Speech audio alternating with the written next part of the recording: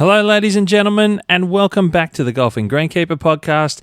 My name is Steve Smith, and I'm your host. If you're not sure, if you're new to the Golfing Greenkeeper Podcast, I welcome you all to come and listen. This is going to be exciting. I haven't done one in a while, and I'm really pumped about bringing this one to you. It's about LIV Golf and my experience at LIV Golf Adelaide. This is episode number 79. Let's go.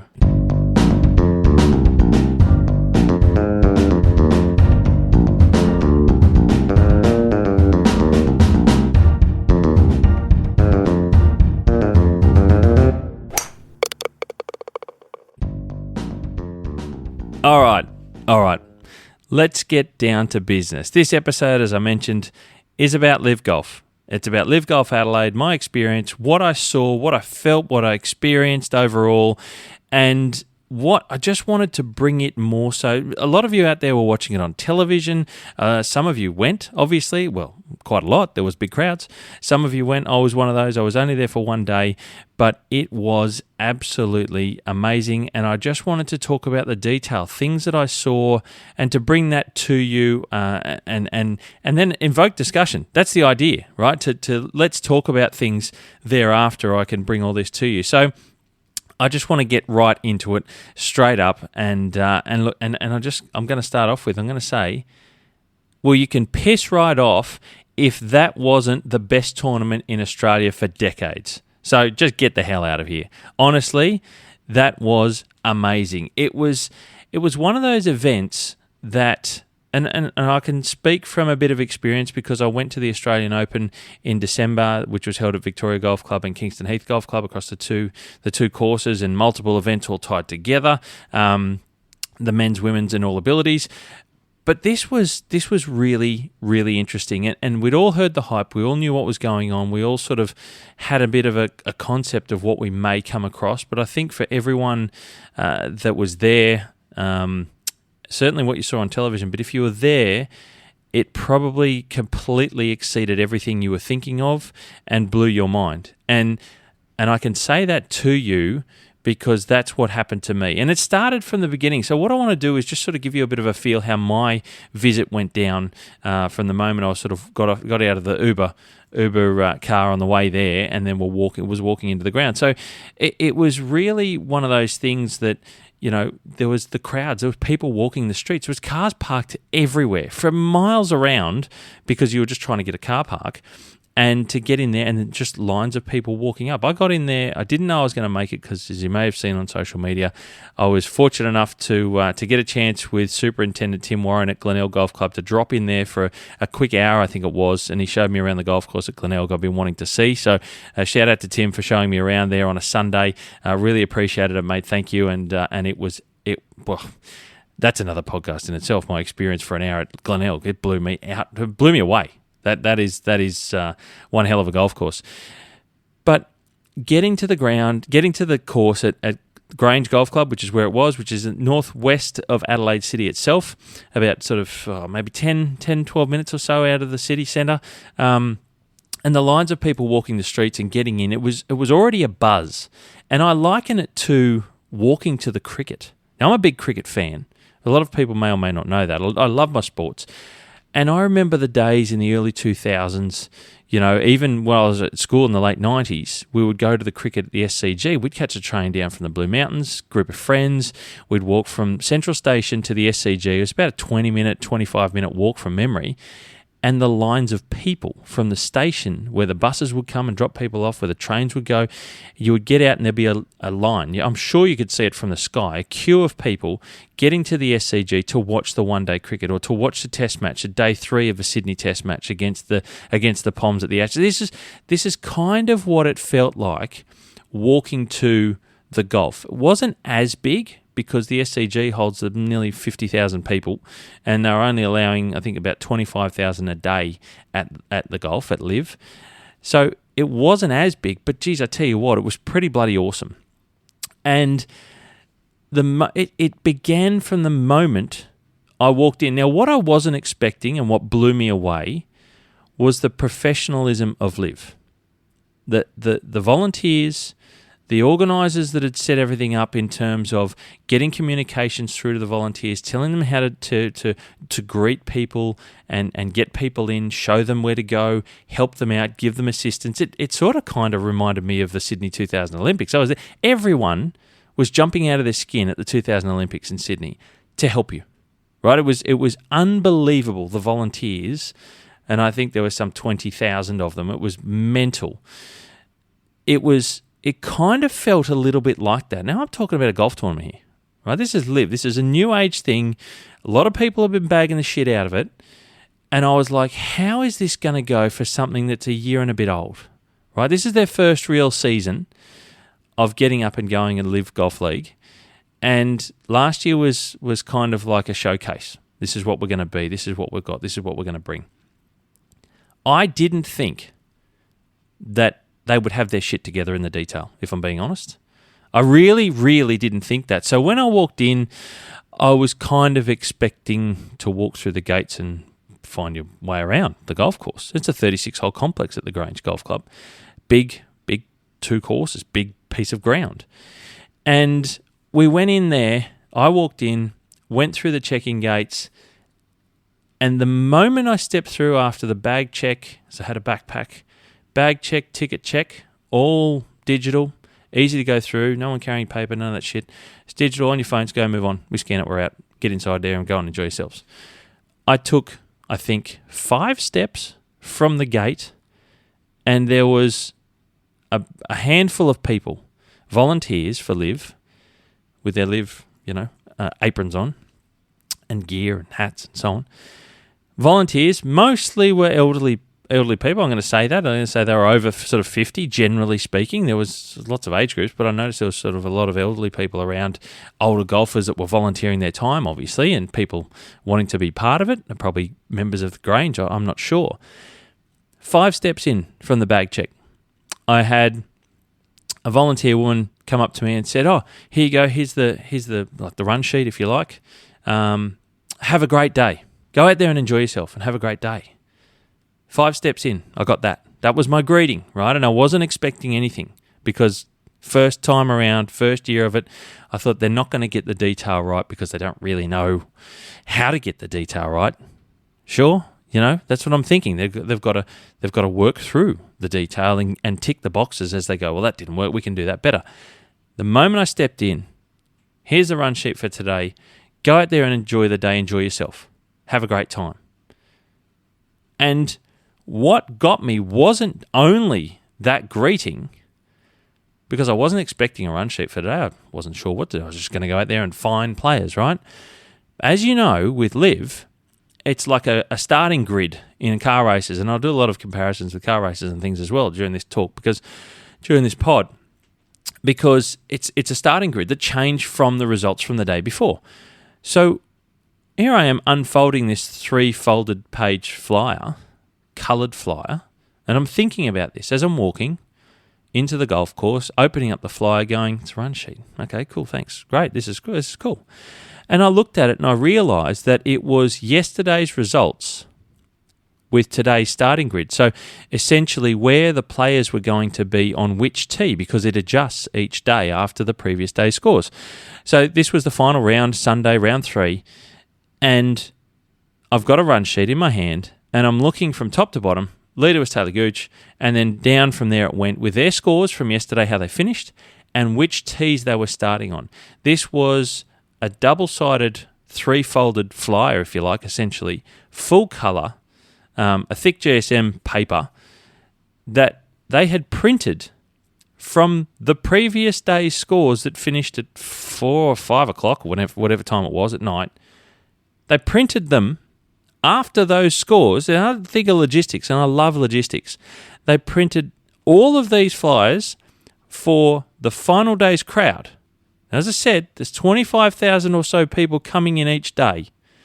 So they printed 25,000 coloured flyers, starting run grid sheets, whatever you want to call them, straight after the scores from the round before, got them printed, sent to the golf course, got them all folded, handed them all out to the volunteers. Volunteers were all at the entry gates, and they handed them out to everyone that walked in the gates. the next morning. Think about that for a minute. Just think about that alone for a moment. There's a whole lot of work that goes into getting that right. One thing, there's a whole lot of work into getting that right. And they got it right, for me, in my experience, the moment I walked in the gate at, I think it was 10 to 11, when they were going to kick off.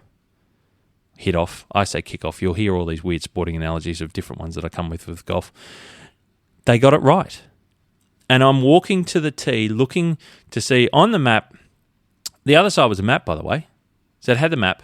Had all the information I needed. I'd walk 5 steps into the golf course. All the info that I needed. And that's another good point about it, is that I didn't have to go and find a time up on a screen and wait for it to flick through of when they were coming out, what tee time they were coming off, the players, because it's a starting grid. It's a full course shotgun start. So I had it all there. I had a map and I could go straight away to where I wanted to go to. And I thought that was bloody impressive, because it was bloody impressive. I got this awesome greeting. They greeted everyone the same way. Go out there and enjoy yourselves. And that was the underlying thing. And we hear about this golf but louder shit, whatever you want to call it. That's their tagline. People are saying it's crap. People are saying it's it's all a bit silly and it's funny games and whatever. It's not real golf. The bottom line to LIV is they're all about people having fun and enjoying themselves. Now, you might think that competitive golf at tournament level, the best people in the world, the best players in the world, you can't do that. Well, I'm here to tell you that's probably the single biggest game changer of tournament golf, apart from even the format. And everyone's saying that it's not that big a deal. Okay, that's fine. But to have and expect people, when they enter a golf course, to go in there and have fun and be entertained and enjoy yourself, not just by going to watch good golf, but by going in with a happy, fun mindset from the moment I stepped in the gates. Big change already. And I didn't know what to expect. So that was my greeting. I'm holding this flyer. I know this is a long start, but this is what really showed me how much they've done their homework. They've obviously got the right people involved behind the scenes. Very cluey people that know how to run big events. People that know how to run golf, obviously. And maybe I was probably underplaying that, thinking that, they weren't going to be prepared and be ready for the detail. It's impressive. It's very, very impressive. And Adelaide was, the 4th tournament in or something for the year. I mean, I haven't watched all of it in detail. I'm one of those people that enjoys my golf and enjoys sport, so I'll watch it as I can. I don't follow it absolutely in detail and glue myself to the television like a lot of deep followers do of the PGA Tour and the V8 Supercars and Formula One and all that sort of stuff. I enjoy watching it. I watch it all the time, different ways. That was my first experience when I walked in the gates. And I thought, holy shit, this could be different. This could really actually be good. Now, I'd spoken to a few people. I went down with a few people, and I'd spoken to some other people that I know through social media and that were already attended the first round and the second round. And I was getting a bit of a feel and a vibe of what the thing was all about anyway. But I didn't quite understand, when they're saying that there's music everywhere. There's music everywhere. Around the whole golf course, there's music everywhere, and it's playing all the time. And I'm thinking, as you probably were, and watching some of it on TV or just listening to it bit by bit, and you're probably thinking, music.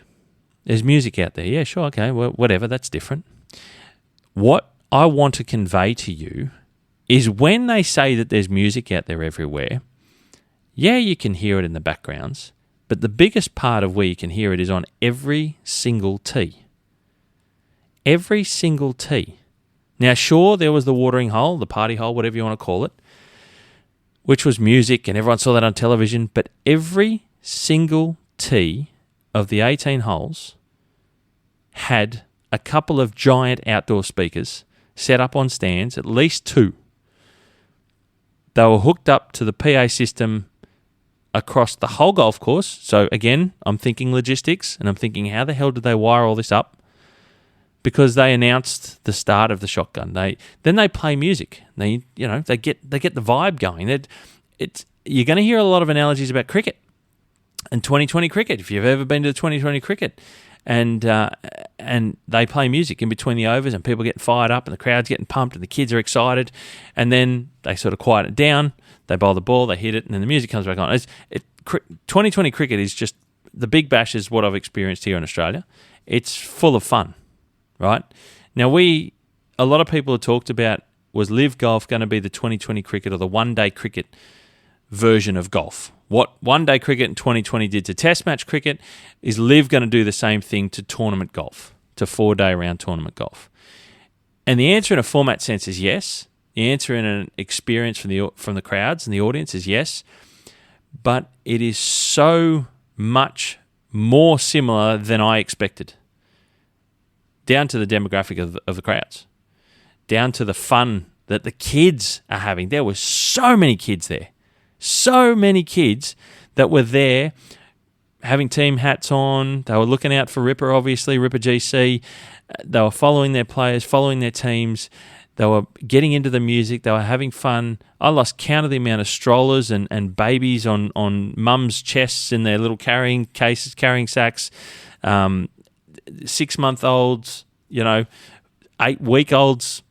Parents just wanted to be there, and they've got a newborn. We're going to live. We're going to go and have fun.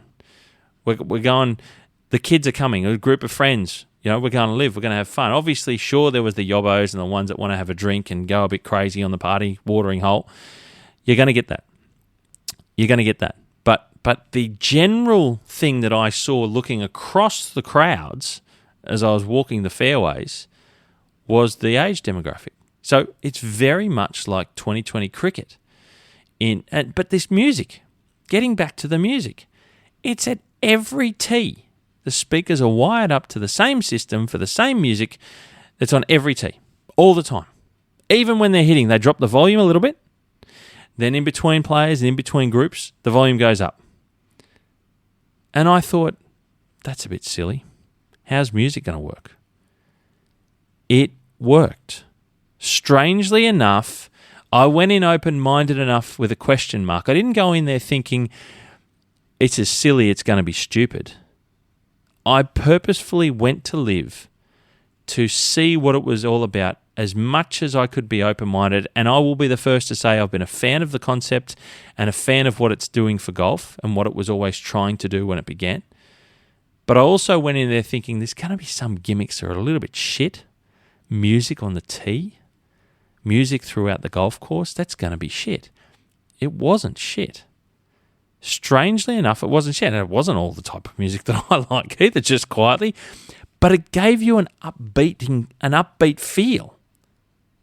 It's like walking into... I was chatting... I can't remember who I was chatting with. It was like walking into a pub or even someone's house. If it's deathly quiet, low light, it's a bit average, not much going on, there's no vibe, it's all a bit so-so. But if you walk into somewhere that's got music playing in the background, already you're upbeat a little bit. I think it was actually Roscoe from My LIV Golf Podcast. There you go. You're already feeling upbeat. These are the things that changed your mindset when you're walking in. You're like, what's going on? But it wasn't a bad what's going on. It's like this is different. This is okay. This is cool. I'm going to go around and see what this is all about. The players seem to enjoy it. It's certainly a challenge from the tee, I would have thought, with that playing in the background. And it wasn't like everyone was yelling like the party hole on every tee either. So there were the volunteers at the tees, and they would stick their hands in the air, just holding their hands up, so that you knew to just be quieter. But the music was still going. Be quieter. And then they hit. The players were loving it. The players were loving it. It really was something very, very different. Now, before I go much further in, I'm going to congratulate Superintendent Rowan Damon and his team that brought the Grange Golf Course up to spec for LIV tournament. It was mind-blowingly exceptional in appearance and quality and presentation. That team, led by Rowan, did an amazing job. They obviously knew it was coming. They had time to prepare. The Grange hasn't held an elite level men's tournament for quite some time. that I'm aware of, and it was fantastic. And the Grange was a very good course to have for LIV Adelaide because it was 36 holes. So it was a composite course. The front 9 were on the east course, I'm pretty sure from memory. The back 9 was on the west course, and they were all over the place, not like the routing would be for the normal golf course that's there. So it was hard to follow in that sense if you knew it. I didn't anyway, but you could see they were doing different walks to different tees and stuff. But it worked. It was a really big space, and there was plenty of areas to have food, plenty of areas to have all the they had a lot of things away from golf as well. They had the big stage for the concerts and all that sort of stuff, and it was unreal. It really was unreal. So lots and lots of things happening around the golf course because it was a big space. Great place to do LIV first time, not being certain of how many people were going to turn up based around how many tickets were sold. And I knew obviously there was plenty of tickets sold, the best part of 75,000 tickets or whatever. Everyone turned up. The crowd was as big as it looked on television in the photos you've seen. I was there. I took the photos. I posted them on socials. People were like, wow, holy shit. I was like, wow, holy shit. I look back at the photos now and I'm like, wow, holy shit. That's how many people were there. It was mental. And the crowd at December's Australian Open down here in Melbourne was, and I say down here in Melbourne because I'm currently recording in Melbourne, was amazing. It was huge. It was packed. People were excited. It had been 2 years since we had the Australian Open. We had a great turn-up. Lots of people. Everyone was pumped. Everyone was excited to watch some golf. Great golf to be had on wonderful golf courses. And 50,000 people across 4 days was huge. And it was. I was there. I was there on round 3, day 3, the Saturday round at Victoria Golf Club, and it was sensational. But it was nothing on this LIV Adelaide at the Grange. Nothing even close. So where they'd had 50,000 across 4 days, which is the best part of 12,500 a day, I think, off the top of my head, on average, of course. LIV were having 25,000 a day. So double a day. It was just crazy. It was just crazy, and it was unbelievable. I still struggle at the amount of people that were at that golf course, at that tournament, I should say. But hats off to Rowan, Superintendent Rowan Damon. As I said, unbelievable course setup. The prep was just phenomenal. And I'm going to give you a couple of little details about the golf course at the Grange, just that I've done a little bit of research. So the East Course greens, a couple of different green surfaces. They were bent grass greens, but on the East Course, they're A4 bent grass, and on the West Course, they're A1. So slight variation. I walked around the golf course after the event, so I was having a look around. They were pristine surfaces. I kid you not. And I made a comment on social media, and I said they are possibly the smoothest putting green surfaces I've ever walked on. Not saying they're the smoothest out there, but they're the smoothest that I've ever walked. They were phenomenal. I couldn't believe how flat these things were, and that was after the round of golf. So a couple of different types of bent grass. They're bent greens, right? They were magnificent. They were cut at just under 3 mil, 2.8 mil. Lots of rolling and bits and pieces that go on. Now the golf course fairways are Cooch fairways. They're Santa Ana Cooch fairways, and that's my favourite grass, as you all know. And they're also Santa Ana Cooch tees and surrounds. So the fairways were cut at 8 millimetres, and the tees and surrounds were cut at 6 millimetres in height. Now, I mentioned that the greens there were 2.8, just under 3 mil. So the tees are double the length at 6 mil and a little bit more for fairways. Now, when I say I was walking the fairways, and when you hear these pros that were out there praising the presentation of this golf course and the quality of the surfaces, those heights, it's like I'm looking at carpet here in the hotel room in Melbourne. The fairways were like that, quite literally like that. 6 mil on tees and 8 mil on fairways. I remember when I was an apprentice in the Blue Mountains doing my time, in winter we tried to raise the heights of our greens to slow them down a little bit because they'd dry out and they'd get windy and hard, and they'd be slightly fast for our members. at Wentworth Falls, and we would raise them up to about 4.5 or 5 just to try and get a little bit on them. They wouldn't grow much. These fairways are cut at 8 mil, and the tees are at 6. That's nearly the height of the greens that we were cutting our greens at when I was an apprentice. So they are immaculate. They were so fast. The surfaces were incredible. I don't think... look, tournament setup is amazing. Every team and any golf course in this country that sets up for tournaments, even for their championships, they do an incredible job. And nothing to take away from anyone else, but you kind of do think of your last ones as your most recent memories, if they're the best. And what I saw at the Grange was quite incredible. I just didn't think you could get sand around a cooch down that low and look so good.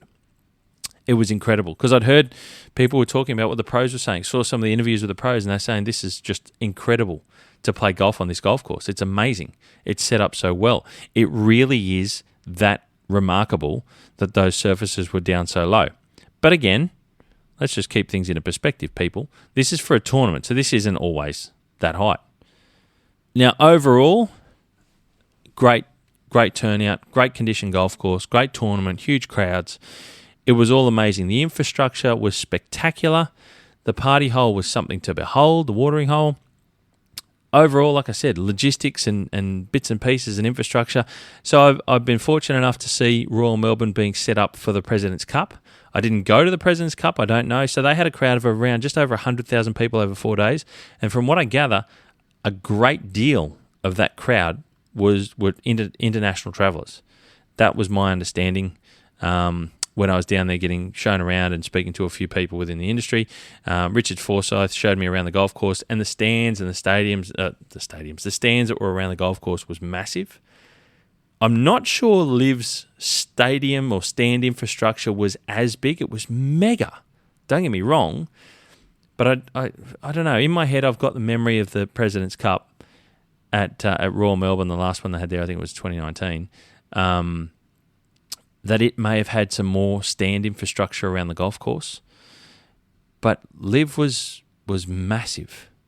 And a number of people that I've spoken to that had been to the President's Cup at Royal Melbourne and to LIV this year said that LIV was a much bigger vibe and a much bigger feel. The crowd seemed bigger, even though they may not have been, because of the feel.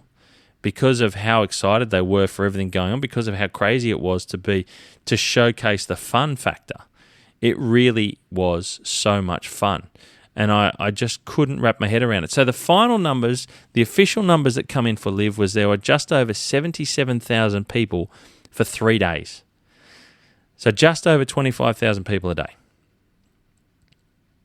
That's on par with the President's Cup because it was 4 days at 100,000 people. Remember, this is the first time around for a brand new golf league. Now, some might say it's the honeymoon effect, sure, but golf is pretty institutionalized in 4-round tournament golf, and most people don't like upsetting the apple cart to do with it. We've heard a lot of the people bashing it.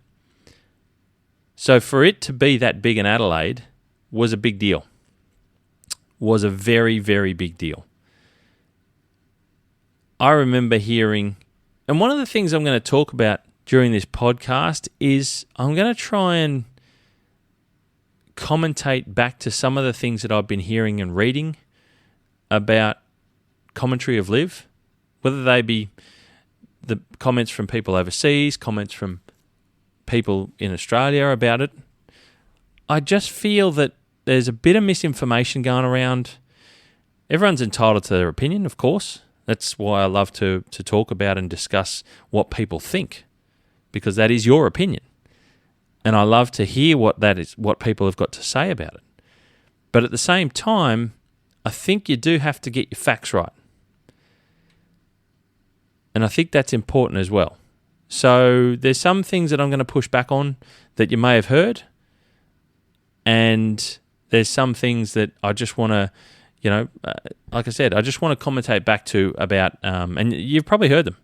I'm sure you have in passing, or you've read them, or you've heard them on different podcasts and people banging on about it. So I just thought I'd bring it back. One of the things that I'll I wanted to push back about was I remember last year when people were talking about where was it going to come to, where was LIV coming to in Australia, which golf course was it going to be at, which state was going to take it. I said it was Queensland. For me, that was a no-brainer. It didn't happen. I forgot the Queensland government threw all their eggs into the Olympics for Brisbane, and that South Australia have been pushing hard to bring major tournaments, major events, major sporting events back to Adelaide. And the new South Australian government were spending up deluxe. Now, they brought back the V8s, the V8 supercars here in Australia. They brought them back to Adelaide. It hadn't been there for a number of years in the street circuit. They brought that back. And they had their eyes on LIV when it was, we've heard the politicians. We've heard them talk about when they heard that LIV was a possibility, they wanted to be part of it. Adelaide, the South Australian government wanted to have LIV in Adelaide. And when they secured it in Adelaide, I remember some were saying, oh, look, it's going to be in Adelaide. Okay, Adelaide hasn't had a lot of tournament men's golf for quite some time. The women have been there a few times in the last sort of 5 to 10 years with the Australian Open, but there's been no men's golf there. So look, it's probably a good place to have it, but will it work? Ultimately, will it work if it's not on the East Coast? Will people actually travel? I remember specifically, I don't remember who, but I remember specifically hearing the question of, will people travel to Adelaide for LIV? We'll have to wait and see. So they were like, it's going to be interesting, but we're not convinced that people are actually going to go there. This year, after the event, I heard a lot of commentary from within Australia. A lot of people were saying, of course it was a great event down there in Adelaide because they're trying really hard to get these sporting events down there. It's something that was always going to be a huge event. It was always going to be a success in Adelaide. But not 12 months ago, they said, oh, look, we'll hedge our bets. The jury's still out as to whether people will actually fly to Adelaide to watch it. Well, they did. It wasn't a foregone conclusion that it was going to be a success. Even though everyone turned up, they sold so many tickets, of course it was going to be a success.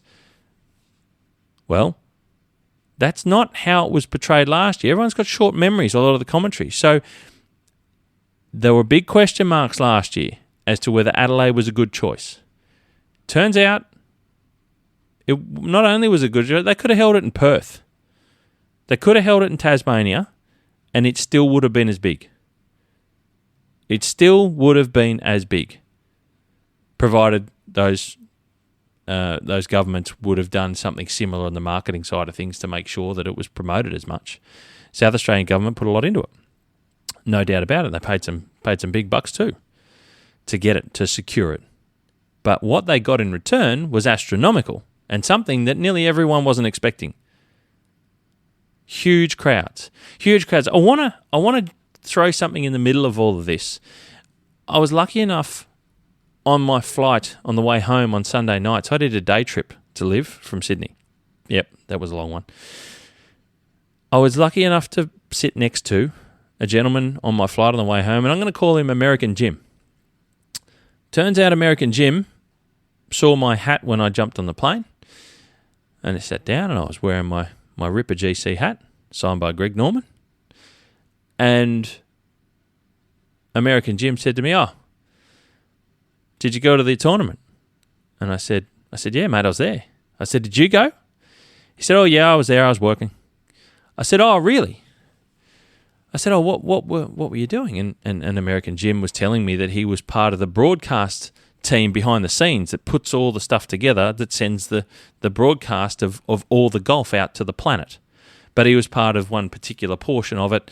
I can't remember exactly which part.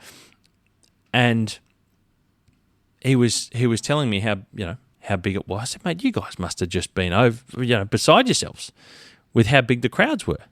And he was telling me that, how bad was my American accent, by the way? He was telling me that they knew, obviously, how many tickets were sold and how fast they sold, but they were never sure as to whether everyone was going to turn up, because it's not uncommon to sell a lot of tickets and get, a high percentage, but not most. You might sell all the tickets to a football match, and it might not be as good because the first couple of rounds didn't go so well or whatever. Let's face it, the Aussie team, Ripper GC, wasn't doing well at LIV Adelaide. But we've never had this many of the men's best golfers in the world at any one place in Australia. I don't think ever. I don't think ever we've had this many in Australia.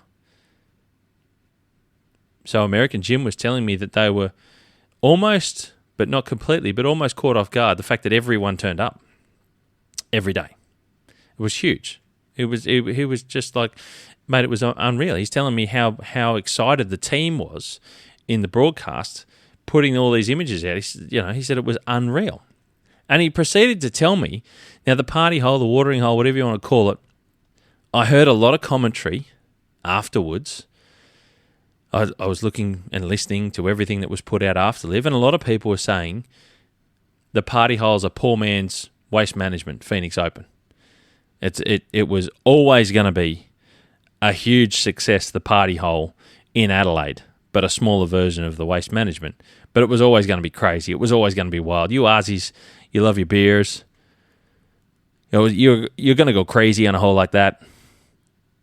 And American Jim was telling me, about the party hole and how it come to be. Now, everyone post-tournament was telling anyone who was listening about the LIV tournament that in Australia we were going to have a party hole and it was going to be wild. And then when Chase Koepka got the hole-in-one and we just missed it, we'd walked a fair way across.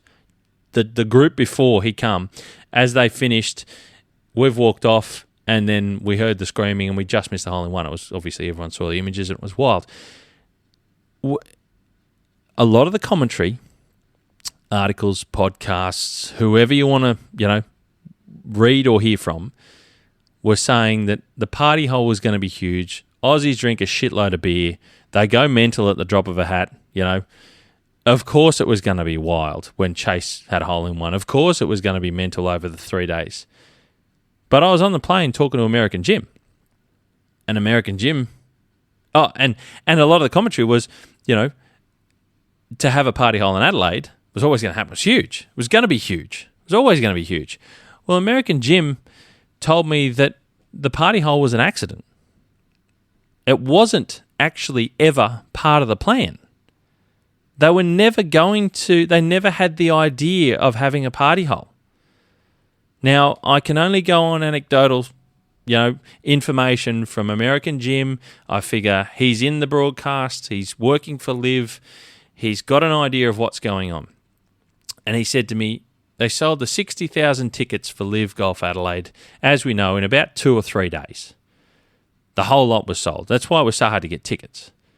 And then they did a second release, which I remember the second release, was another 15,000 people. Another 15,000 tickets.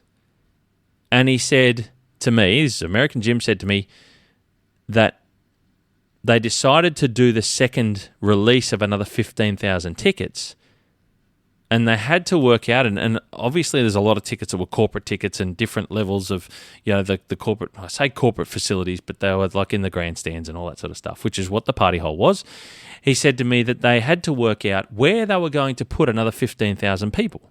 So they come up with the idea of building the party hole.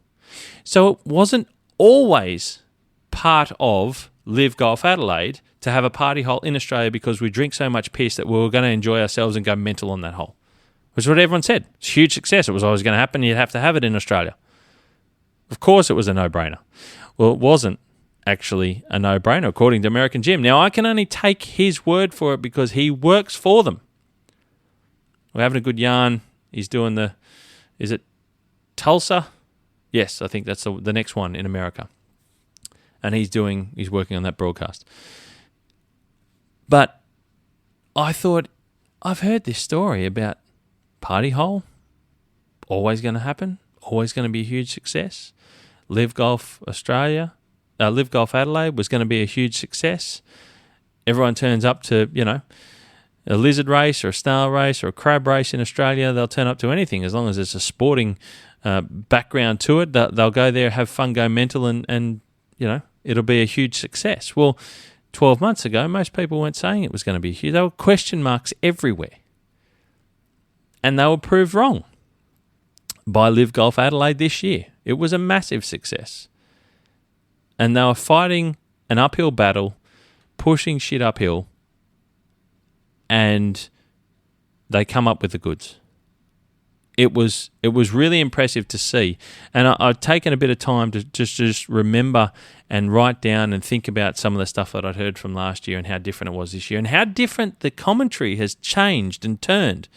Now, I'm all for people saying that they got it wrong, but no one's saying they got it wrong. They're just changing the way that they've talked and they've been speaking as if it was always like that. Just hopefully that no one remembers what they were saying 12 months ago. So they can kind of be on the fence now instead of being on one side and not the other. So they're like, oh, okay, look, we'll let LIV in now. We're okay with it now. But last year we weren't okay with it. But because it was fun, everyone seemed to have a good time, we'll let it ride.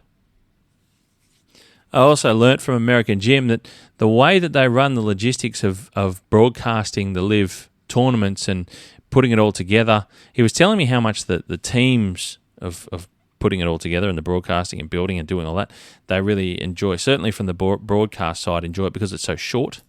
And that's one of the things I think appealed to so many people as crowds, as spectators, is that it was a short format. So it's not all day.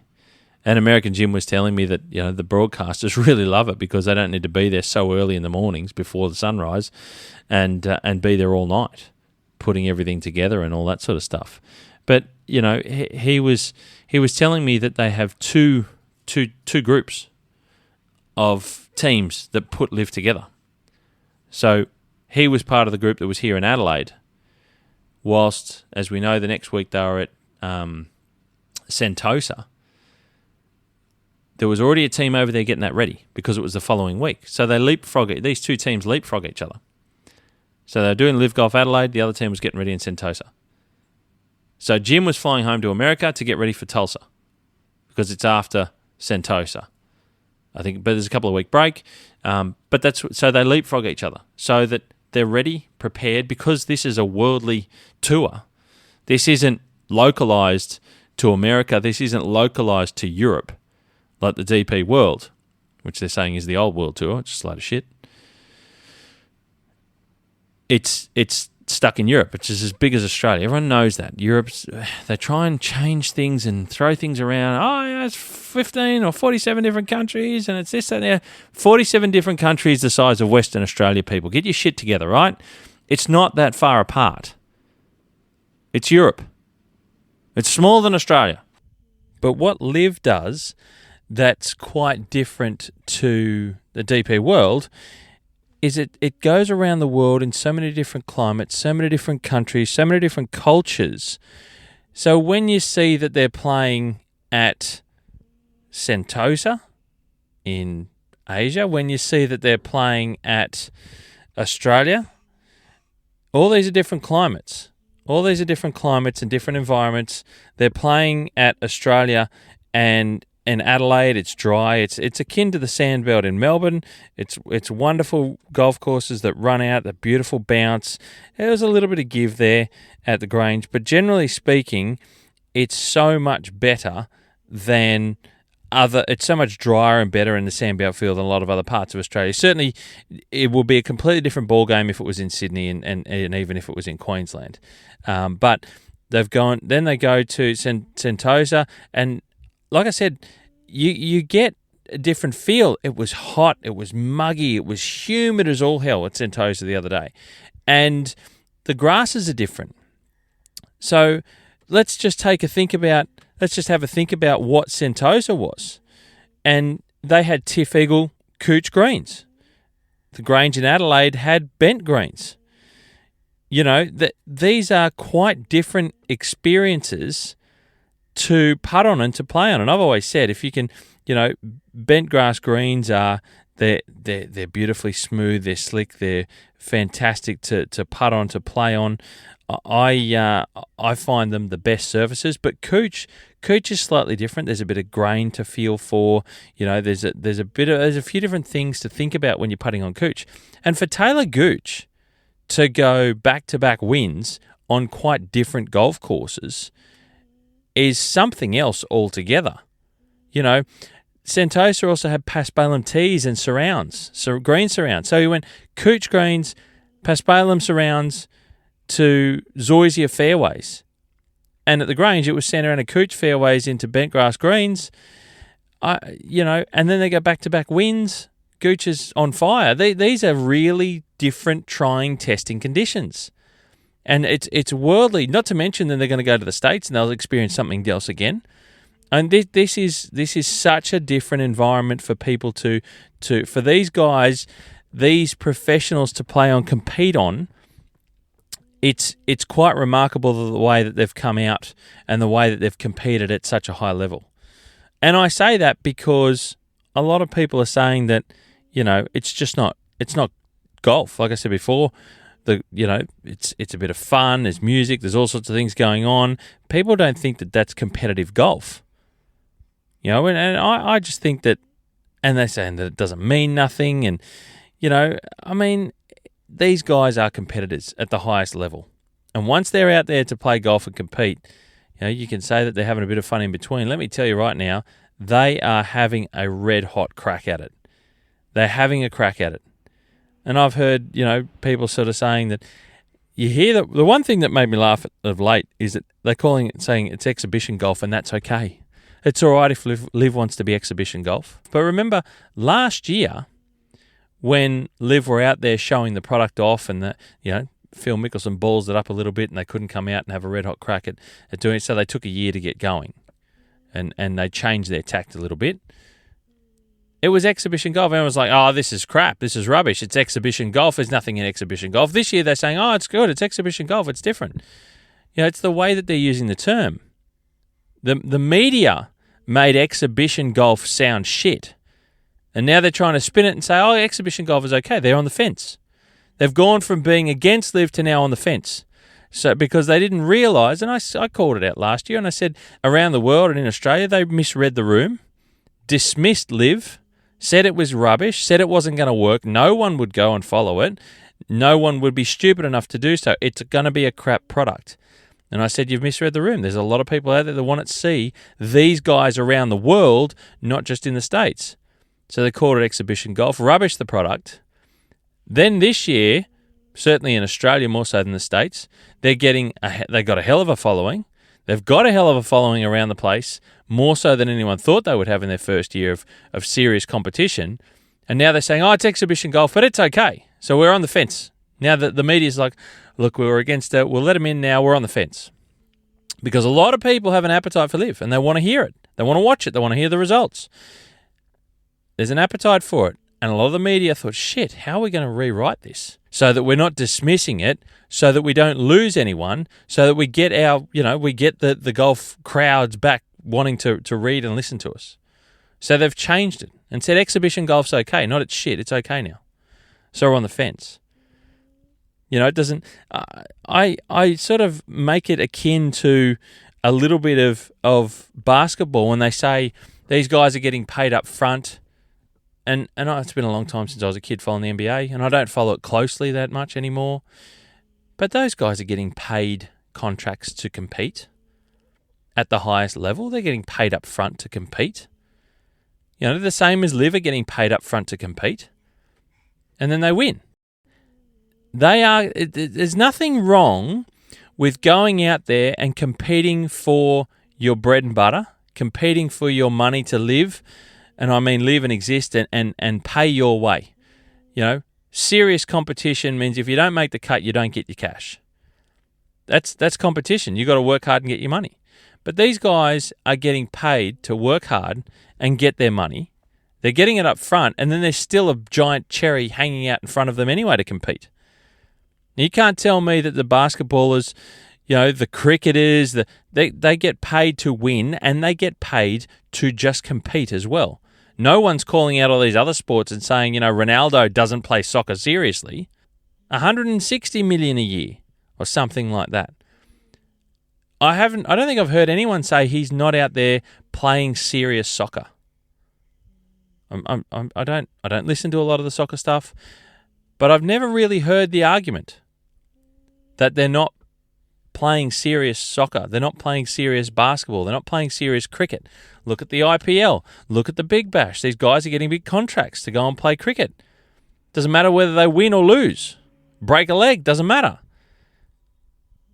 These guys are competing. LIV is no different. It's a different model of pay, but they're competitors. They're athletes. They compete seriously when they get out there. What's wrong with having fun while you're at work every day? Shit. I got to tell you, I enjoy having fun at work. You know, it makes me feel good. It's not a drag. It's not something I get over. I actually want to keep going to work. I don't know about you guys. If you go to work, do you feel like if it's a drag, if it's shit, if it's boring, it's a grind, you don't want it, you know, you got to push yourself hard, and you push yourself so far, and then you're like, I'm over pushing. I'd love to go to work and have fun and enjoy my work so I can keep going to work and enjoy my work. God forbid that happens with golf. We only like to see it when it's a serious grind and hard, where we like to see these guys belting the shit out of their golf and working real hard, right on the edge of losing it and not making any money and having to well, what happens when they don't make any money for a few years? What, they've got to go and pack shelves at Woolies? Is that what happens? Or is that what we want them to do? I love the fact that guys are out there good enough to be paid a check up front. We can go and watch them keep competing, and then they're winning for a few minutes. I couldn't give a shit. I'm out there to go and watch it. It's sport to me. I'm a sports fan, and I'm going to go and watch the sport. So I don't like hearing people say that. And the other thing is, I don't like them saying that it's a joke.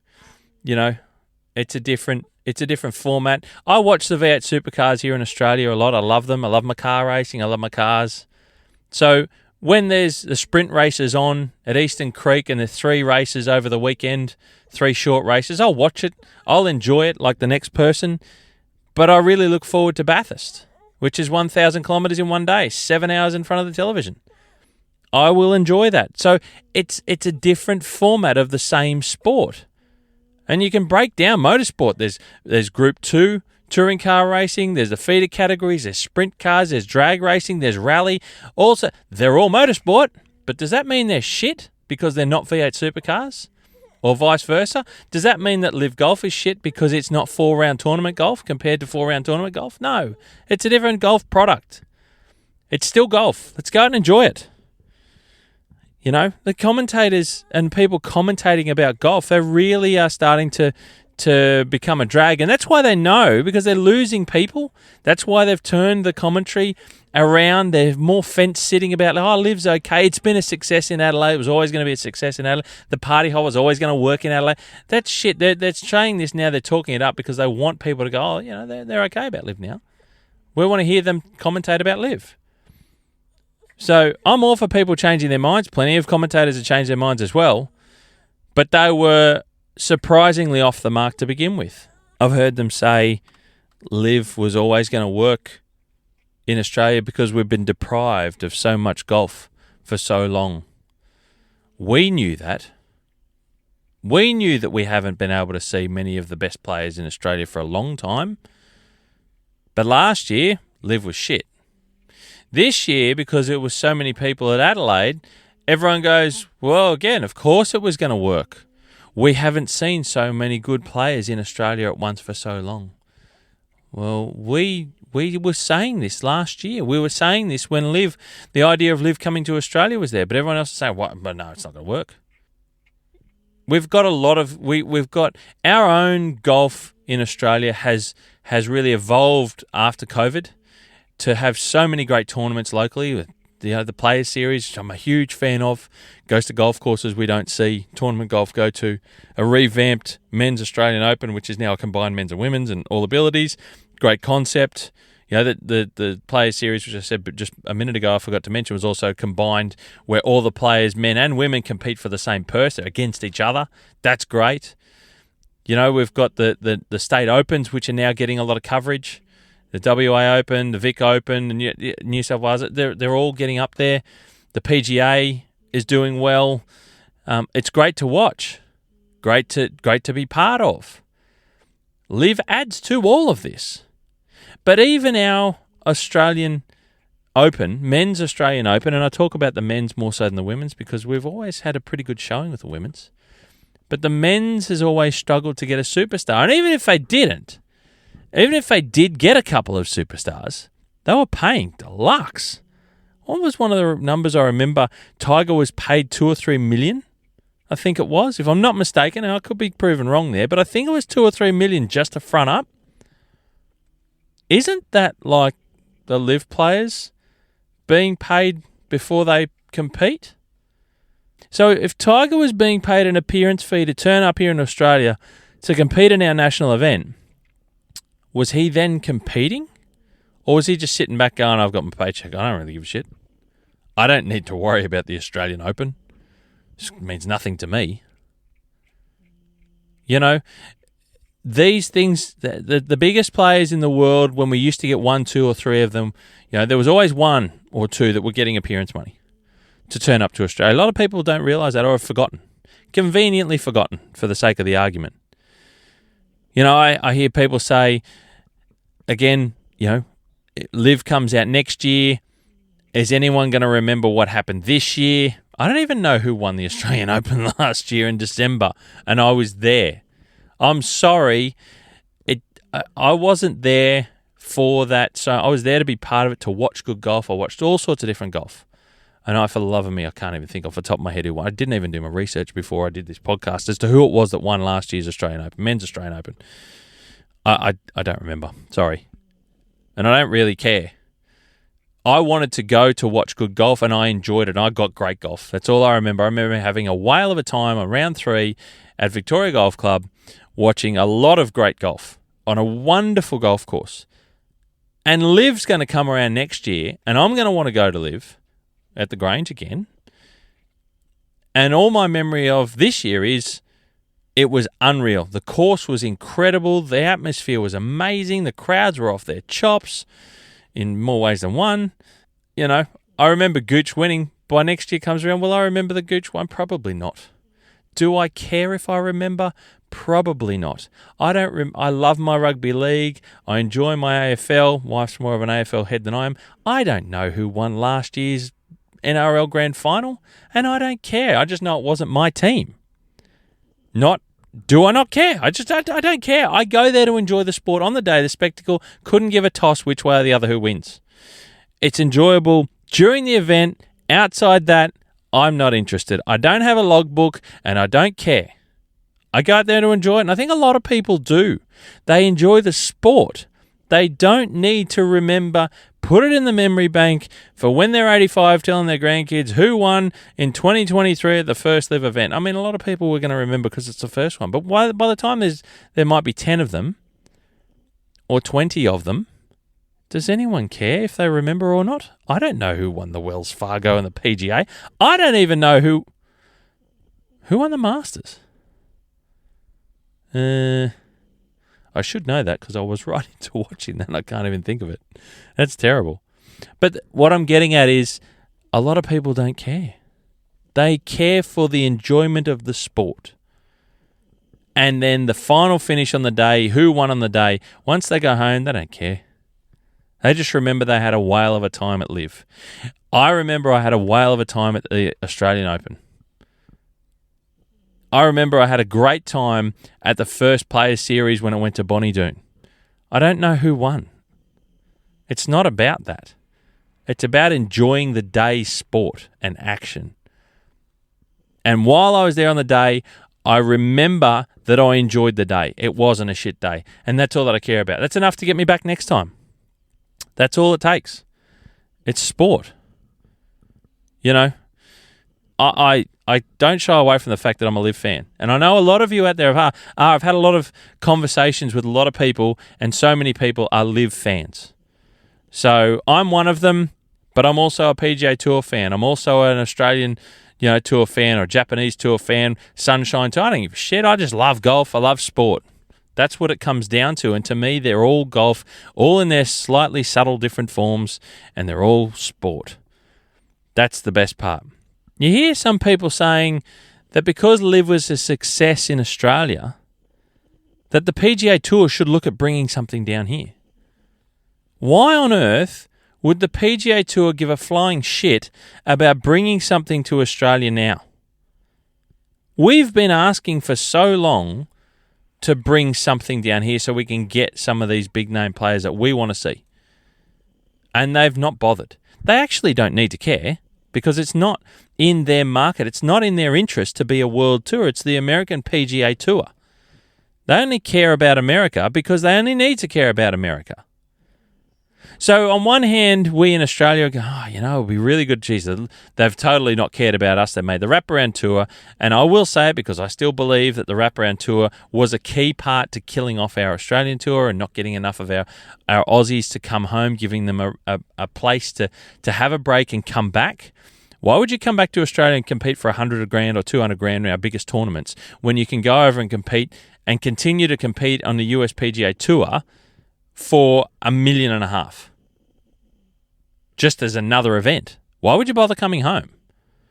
These guys are in the midst of their careers trying to earn a living, trying to pay for all the time and effort and money that they probably borrowed to get to where they are over in the States. Of course they're not going to come home. If they come third, they get more than winning the Australian Open. If they come fifth, they probably get more. So why would they come home? No reason. So I go back to, why are people saying the PGA Tour now should consider coming to Australia with one? Now, don't get me wrong. If they do it, I'll want to go and see it. Like the next punter. Like the next golf fan. But why would they bother now? Because LIV worked. Why would they even concern? It's not. They don't need to try and conquer the world. They need to retain who they already have as golf fans, that's for sure, and their commercial viability and all that. They've got a long way to go before that's an issue, I'm sure. But whilst they look after their own market in the US, they're going to flog it. That was another thing American Jim told me on the plane, was that the US-based LIV events, now he's broadcasting them, he's filming them, he's part of it, he sees all the images, he knows the detail. I said, are the crowds as bad as what people make out on the LIV events in the States? And he said they're about half of a PGA Tour event. And I thought, you know what? If they're about half as a guess, maybe they're a little bit less than half. That's not bad for first time. It's another tour. And they're going to play a whole heap of them in the States. See, 330 million people in the US. I've always said it. There's a lot of money there to be shared. And there's a lot of people that will end up going to LIV. I can tell you now, LIV, what I saw in Adelaide, if they're taking that to America, give it a few years and they'll start to get better crowds. I mean, the commentators can bag it out all they like, but ultimately, you watch them start fence sitting in a couple of years, the US commentators. Once people start going, once people start talking about it, they have to. Otherwise, they'll shun away half of their bloody audience. So, it's going to change because it does work and it is entertaining and enjoyable. It's not everyone's cup of tea. But I flip it around again and I go back to the PGA Tour don't have a reason to care about Australia. There's no concern for them to bring anything here at all. They haven't done it for so long, there's no reason to try now. But if they do, it will be a packed out event. So there's no point guessing. It will work. It will work. But do their members and do the players of their tour want to come to Australia for a one-off event? I don't know. I highly doubt it. But I don't know. They're the things that they need to consider. They're the sorts of things that they need to think about. But LIV have done it so well. Anything down here was going to work. You know, one of the things that I was walking the fairways after the golf, and like I said, and really getting a picture for the golf course. I don't know the Grange. Fantastic looking golf course. Both courses looked amazing. Absolutely amazing. And you know, I was really impressed with the turf surfaces, looking at them up close, looking at the fairways, looking at the tees, looking at the greens. Walking on the greens was quite remarkable. And I was walking the greens, and afterwards I was watching, you know, people do things that I've not seen at other events. On the 9th green, after everyone was starting to go home, it was probably an hour after everyone had finished, Lots of people were gone. The ropes were down. Everyone who was left was hanging around doing whatever. There was, on the 9th green, there was a group of about 7 or 8 people, 7 or 8 blokes, had a couple of golf balls, and they were throwing the balls up to the greens to see how they would run out to the holes, to see how fast the greens were, to see how they would bounce, to see... They didn't have any clubs, but it was fascinating to watch. These people they had all access. Everything was packing up and going. Now, I haven't been to an Australian Open to see if other that's happened at other events, but it was great to see this LIV thing. People were really getting into the details of the golf course. They wanted to feel what the biggest names in men's golf in the world were seeing and playing on. It was really good to watch. People were smiling from ear to ear on so many fronts at LIV. One of the things that I have heard commentators talk about, and you know what? I did as well, which was really interesting. I had a few conversations with a few people, and when you watch the LIV broadcast, there's the sound of the golf ball when it goes in the cup on some of the holes. I don't know why they did it.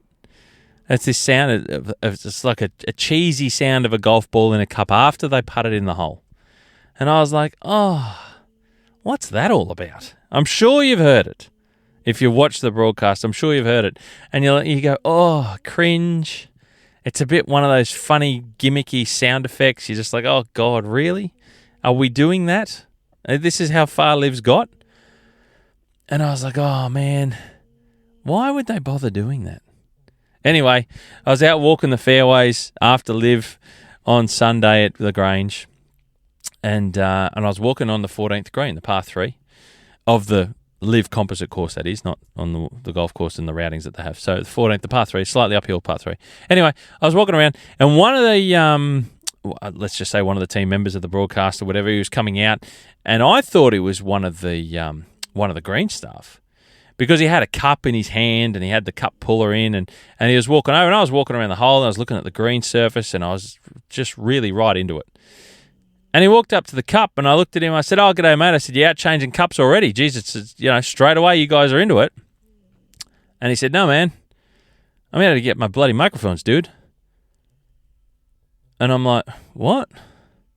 I said, what do you mean your microphones? What are you talking about? And he goes, the mic's in the cup. I got to swap the cups over and get my mics out and I take them home. And I'm like, what do you mean the mic's in the cup? What mic? I said, is that? And he showed me. I said, is that where they get the sound of the golf ball going into the hole? And he's like, yeah. And he showed me this little tiny mic. Now, those greenkeepers of you out there are going to know this. Those of the golfers out there probably aren't going to know how this works. But some cups, the newer ones, we used to paint the old ones, right? Paint them white on the inside so they look nice and bright. Some of them now have a plastic sleeve insert of white, and every now and then you pull the sleeve out and you put a new one in. They had the batteries of the microphone was in the bottom underneath the cup. The microphone itself went up from the bottom of the cup through there's 5 or 6 gaps in the bottom of the cup in around where the flag sits in the center. It went up through one of those, inside the sleeve, behind the sleeve, up against the cup in a wall, and then it poked just outside the top of the plastic at the lip or the rim of the cup. This tiny little black dot that was the microphone. And they're wireless mics with batteries, and they send the sound signal back to the receiver wherever that is, probably in the television tower that's at the green, and I record it back. So, for some weird reason, they've got a microphone in the cup, much like they do in the cricket stumps and the cricket wickets for 2020 cricket. You can hear them. You can hear the wicketkeeper and the batsman having a blue, or you can hear the bails come off, or you can hear the ball hit the wicketkeeper's gloves. They've got a little microphone in the cup. It's a tiny little speck. It wouldn't be the size of, I don't know, it wouldn't be the size of the end of your key, nearly. A car key. I don't even know how to describe it. It's smaller than a cufflink button on your cuffs of your shirts. It's this tiny little thing. And here I am thinking that the sound of the ball going in the cup on the broadcast is dubbed over. Someone's there pressing a button when the ball goes in, going, and it goes, blah. Why would you do that, right? They got the microphones in the cups for the sound of the golf ball going in the hole. Now, it sounds weird, it sounds odd, it's a little bit different, unusual, something that we've not seen in a broadcast for golf before. I thought it was dubbed because it sounded weird. All the commentators are saying that it's dubbed over and it sounds shit. Why would they do it? That's LIV. They're just a bunch of clowns. Yet, I saw the microphone. I watched the guy pull it apart. I asked him about it. It's real sound. It's a live sound. I don't mean to sound rude, but if you're a commentator, wouldn't you know this stuff? Instead of telling... You're meant... I struggle. You're meant to get the facts and tell us as an audience and golf fans the facts. Not hard to find that fact out. I found it by accident. Not hard to work out where the sound comes from if you ask the question. I asked the bloke. He showed me the setup inside the cup. It was incredible. Modern tech. It's probably not that modern. I don't know. But it was really cool. And old mate said, dude, no, I'm getting my mics. And take them home with me. And I'm like, shit, didn't know that. So these are the little facts. These are the little things that I wanted to push back about some of the commentary, because here we are being led to believe by the media that, you know, some of this stuff is comical. Some of this stuff is gimmicky. Some of this stuff is dumb. Some of it's shit. These corners, these elements are a joke. Some of them, these are the facts, guys. These are the facts. So you might still think it's dumb and it's comical and it's silly, but it's a real microphone. It's not someone pressing a button on a computer that makes the canned sound of a golf ball going in a hole. It's real. They've gone out of their way, and this is the detail. I go back to the detail of putting the event on, putting the broadcast on. This is the detail of what LIV have done. Now, agree with it or not, it's like I said, it's entirely up to you whether you like it or not, but you can't fault the amount of work that's gone into these events. To put speakers and a PA system around a golf course? Are you kidding me? To print off 20,000, 25,000 coloured flyers that shows the scores at the end of the day and where they're starting on the next day overnight, get them folded, get them to the golf course, hand them out to the volunteers and get them to give to everyone as soon as the gates open and people are walking in on the first time, the first year? That shit doesn't happen by accident. This is a well-oiled machine with some pretty awesome people running it behind the scenes. So all these things impressed me, and I wanted to convey that. This is the detail, right? This is the detail of something that hasn't been around a long time to copy and paste a run sheet, to copy and paste an event, to copy and paste from the year before. They're doing it for the first time, and they managed to tick every friggin' box I could think of. They really did. I mean, they had birds of Condor or something playing the concert. One of the people that I knew went there. They went to the concert one of the nights. I think it was the second night. Something though, they reckoned that there was something like 15,000 people at the concert because they attracted a slightly different crowd. It wasn't just golf people who were into music. It was actually people who were into the music that went to the golf. They went to the golf course to watch the concert. They're really drawing on different demographics, different types of people. It was unreal. Absolutely unreal on so many levels, first time around. And if anyone's ever started a business, I've started a business. It's hard work. It's hard work. Sometimes it takes money, and a lot of money. If you're starting a business for the first time, there's plenty of people out there who have done it. They know the level of commitment. They know you want to try and get it right. It's hard to get all the detail right first time around. It's very, very hard to get it right the first time around. And people who are very good at what they do and organising a team and getting a group around them and you do it well, you're very good at what you do. LIV has done it for the first time. And when you start a brand, starting something that's going to be a game changer, it's going to take a lot of cash. Now, fortunately, LIV know that they've got a lot of cash. Now, I don't want to get too political in this shit because I'm not one to burst into politics. LIV how they operate and function. They don't need to tell anyone anything. And it's going to take a shitload of money to start up their business and push and get that snowball rolling. It really is going to take a lot of money. If it takes $2 billion, it takes $2 billion. If it takes $3 billion, it takes $3 billion. If they want to spend it, that's on them. It really is. And we're never going to know. Why would we? Unless it's a public company, it's something that we can see into. Now, I'm not big on all that sort of stuff, like I said, on politics and business, and I don't look into those circles of money and finance, and I'm not that learned. Far from. So, like I said, they're going to do things their way, and they don't need to tell people how they do it. If we're here to sit there and say, why are they spending $2 billion or whatever the number is, that's outrageous, that they've got too much money. We can't compete, says the PGA Tour. No one's asking you to compete, for one. You think you are. You have to downplay them. But no one's asking you to compete directly. As I said before, this is complementary to the PGA Tour. They might see it otherwise, and the DP World Tour might see it otherwise, but I'm a golf fan. I'm watching everything and anything. And I think LIV are going out there and they're doing what most big startups do.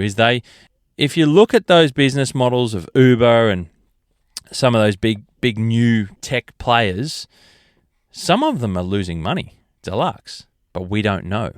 If you look into them, they're publicly listed companies, or they talk about how much money they've made or how much money they've lost. They're losing cash deluxe because it takes a lot to start, to change the game. And then in 5 or 10 years, they might start to turn their money around if they get that far. So I'm saying that $2 billion is what it takes. If that's what it takes, that's what it's going to be. And the PGA Tour could sit there and cry and say, we don't have that sort of money. Whatever, no one cares. No one cares. They're going out there and they're starting their thing at LIV. You guys do what you do best, and you won't lose anyone. The more you look in the rearview mirror, I guarantee you will get overtaken by those coming up behind you. So PGA Tour, just stick your head down, put your ass up, and get on with it. Give us what you do best, and continue to do so. Because once you start putting elevated tour events in and penalising players who miss out, like Rory, a couple of $1 million, and you got to these top 50 players will get an invitation to here, and it's 3 rounds, no cuts, guaranteed $4 million for the win. Oh, sounds familiar. Oh, but LIV a shit, but we'll do the same thing, and that's okay. Just get on with what you do, guys. Stop carrying on. We all want to watch all sorts of golf. All sorts of golf. So look, guys, I really wanted to give you my insight, some of the detail. American Jim really gave me a lot of detail in some of the things that I didn't know about in the backgrounds about LIV. I didn't know. I always thought the watering hole was always part of the plan. Who knew it wasn't? I didn't know there was 2 teams, the way that they run their broadcast groups, the way that they set the events up. It all makes sense when you hear them talking about it, but it was really interesting and fascinating to hear. Then there were the things that I saw out there on course, and the detail, and again, congratulations to Superintendent Rowan Damon and his team for getting the Grange ready. I mean, putting the Grange on the map. That's the other thing. We've always known about it, if you know golf courses, and we love it.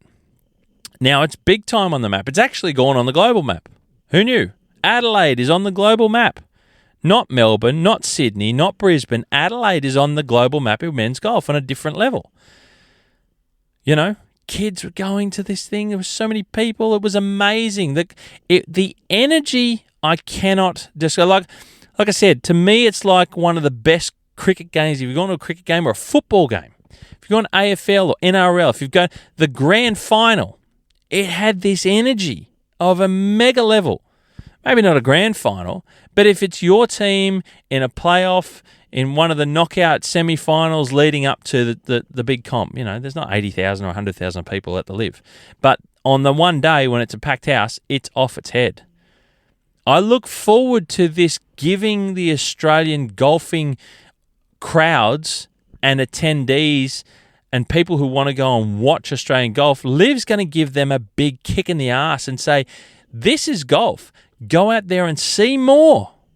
I expect and I would assume that the kids who are at LIV are going to go out there and watch more of the Players Series when it's at Rosebud in Melbourne, when it's at Bonnie Doon in Sydney, when it's at Cypress Lakes in the Hunter Valley. And I know that it was on the Murray as well, on the Murray River. So, look, I really think that you're going to see more of an energised golf crowd.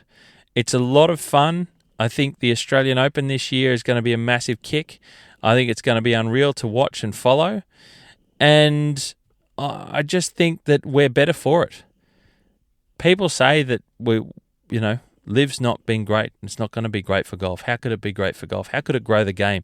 When you go down there to LIV next year and you're part of the crowd, you're seeing the engagement and what everyone goes through at the back of house. I say the back of house, it's sort of like the crowd gathering area. You know, they had chipping things. They had putting things with putt-putt. They had merch. They had plenty of alcohol, plenty of food, but there was all the little bits of engagement. Shit, in Adelaide, they know it's cricket mad just the same as any other capital city in Australia. They had a how fast could you bowl the cricket ball. There was a bit of crossover. You know, Adelaide, the city of churches, we know that they do the pink test. We know that they do the night test. It was the first one in the world to put on the night test match and see how it goes. They're cricket mad. They're sport mad. And they had a cricket sort of fun thing, engagement thing, at the back of where the crowd was with all the food and the drink in the middle of LIV Golf. What a great crossover. But the kids were engaged. They were having fun. There's a little beach, bunker stuff. There was all sorts of things. And I saw little bits of this at the Australian Open. But LIV took it to another level of engagement. The energy of the crowd, I kid you not, you have to experience for yourself. You really do. I can try and convey it. People can tell you. You can see photos, videos. There's nothing compared to being there, obviously. And it really was that energized. It really was that energized. And I take the point that it's probably the premier golf event in Australia. That doesn't mean it's our number one golf event in Australia, but it's the premier golf event to go to from a crowd perspective. And I think you're going to find that if it's possible, it'll sell out faster next year. But the Grange, the big venue, and there's certainly plenty more spaces for more grandstands. So they can do more. They can do more at the Grange. There's certainly areas where they could put more stands up.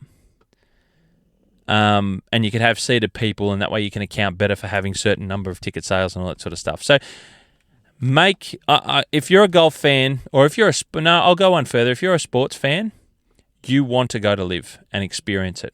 You really do. It is that good. It's better than what you read. It's better than what you hear. It's better than what I'm telling you. It really is that good. I'm not getting a kickback from LIV. I am a sports fan. I am a golf fan. And I'm a greenkeeper and a golf architecture fan at heart. Everything I took from down there at the Grange was fantastic. And at the end of the day, when the ropes come down, you could walk around and get all the golf course in, get the detail of the Grange. You know, some of the holes, some of the tee shots, the landing areas, the approach shots to some of those greens that these guys were playing. I mean, they were really kicking it up another level. These are some of the best golfers in the world that were playing the Grange, and Taylor Gooch carved it up. He carved it up, but it's not a pushover golf course. It's not a pushover golf course. And I can't say congratulations to Rowan Damon enough, the superintendent, and all of the people that worked on the golf course. And I've spoken to a few of them in social media before I went down. I couldn't get to catch up with them because the internet was terrible and I had no reception and all sorts of weird shit was going on. But congratulations to everyone who was part of that course team in presentation. It was phenomenal, the amount of work that was done, and that golf course was just shining for television. It really was. So hats off to everyone. I thank everyone for doing their job. Everyone at LIV. I thank American Jim on my plane trip home. Champion guy. If you're listening, mate, get in touch with me, thegolfinggreenkeeper@gmail.com. happy to chat. Would love to catch up with you next year if you're coming back. But guys, you're going to love it. I hope you enjoyed listening and hearing my details. That was a lot longer than I thought in trying to explain it.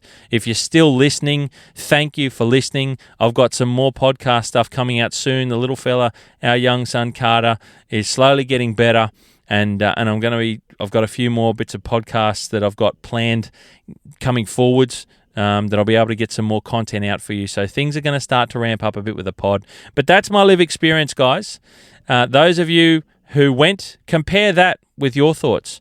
And I want to hear from you. I'm going to put some things up on socials again, remembering LIV Adelaide, and I want to hear from you. And if you saw it on television, I want to know what you didn't like or if you did like it. I want to know if you like the golf ball thing in the cup. Because I've always been told it was just an add-on, tacky gimmick sound, push play. But it's a real microphone with real sound. So it's not an add-on. So anyway, I don't know why it's not in all the cups, but it's not. So thank you again, guys. I really appreciate it. LIV Golf Adelaide. Get to next year. Do what you can to get the tickets early. It's going to sell out again super fast. It doesn't matter. You don't need to be in a seat at the watering hole or in any of the stands. It's off its head. We were in sections where we could see it, and just being able to walk the golf course was purely amazing. The vibe from the players, you could get so close to the guys. Like I said, I saw Greg Norman, got Greg to sign my hat after he'd done an interview with SEN Radio with Nick O'Hearn. There's all access to so many places. It's not cheap, the merch, but it is there, $60 for a hat. Thank you very much. They saw me coming, or they saw everyone coming. That's part of their business model from what I gather, from what I hear, from what I read. But, yeah, worth it. Absolutely worth it. And likewise, this is going to help kick up the Australian golf scene again. I've got no doubts. So you're going to get to the Australian Open. I want to go to the Men's Australian Open this year, or what is it, men's, women's, and all abilities. I can't wait to go this year because it's in Sydney. I hope I get the chance to go. A lot of fun, guys. Thank you very much for listening. I'll leave you with it. I'll leave you with your thoughts. I look forward to hearing from you, so please don't be shy. thegolfinggreenkeeper@gmail.com. Send me an email. Get in touch with me, DM on Instagram, LinkedIn, or Facebook, wherever happy to chat, would love to chat. Had a great time. And look, they got the detail right. It was a hell of an event. I keep banging on about it, but it really, really was that good. And I look forward to the golf scene coming later on this year. What a great way to finish the Australian golf scene for the summer. Fantastic. So thank you for listening, guys. You hit them clean, we'll keep them green, and I'll catch up with you very soon.